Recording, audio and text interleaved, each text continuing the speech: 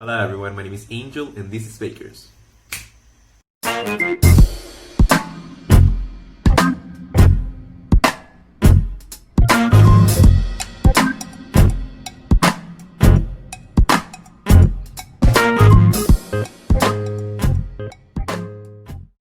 Hello guys, so today I'm going to make 3 ingredients cake.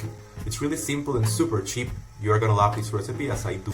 So basically everything you are going to need is going to be in the description below, but I'm going to speak a little bit about this. We are going to need eggs, flour and sugar. And an extra ingredient if you want, and I'm putting this because it's totally optional, up to you, okay? We are going to need cocoa powder. So yeah, I know it'll be 4 ingredients cake instead of 3, but come on, it's pretty awesome and it's only 4 ingredients. I'm going to put cocoa powder because I love the taste of the chocolate, the taste of the cocoa powder in the cake, and it's super cheap. So what is super important for you to know is that for each egg you have to this recipe, you have to multiply these for 3, and that is the amount of sugar that you have to add, and that is the amount of flour that you have to add. In this case, since I am putting cocoa powder to the recipe, I am going to put only 100 grams of flour, and the rest of the dry ingredients is going to be for the cocoa powder. I'm going to explain better this in the description below, so please go and check it out. For this, we are only going to need 5 eggs, cocoa powder, flour, and of course, sugar. In a super clean bowl, put all of the 5 eggs and start mixing it with a stand mixer.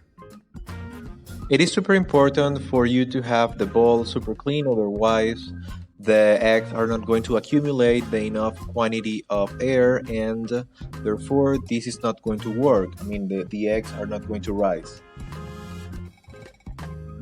This is going to take some serious amount of time, about 5 to 10 minutes, so don't worry, take it easy and start mixing. If you see that you need to take a break because, I don't know, your stand mixer is like really warming up, you can do it. When you see the bubbles into the surface of this liquid, you have to add the sugar.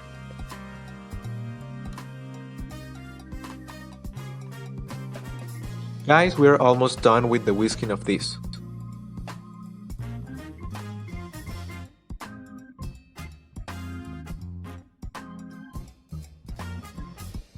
After you're done mixing the ingredients, you have to sift the flour and the cocoa powder all together.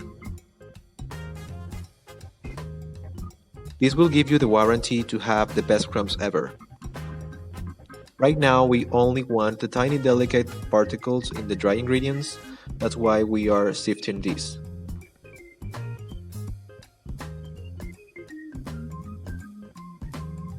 Guys, if you're liking this video so far, you can play the pause button, you can hit the subscribe button, and please comment down below if you like this recipe, if you did it with your homies, and any other stuff that might come to your mind.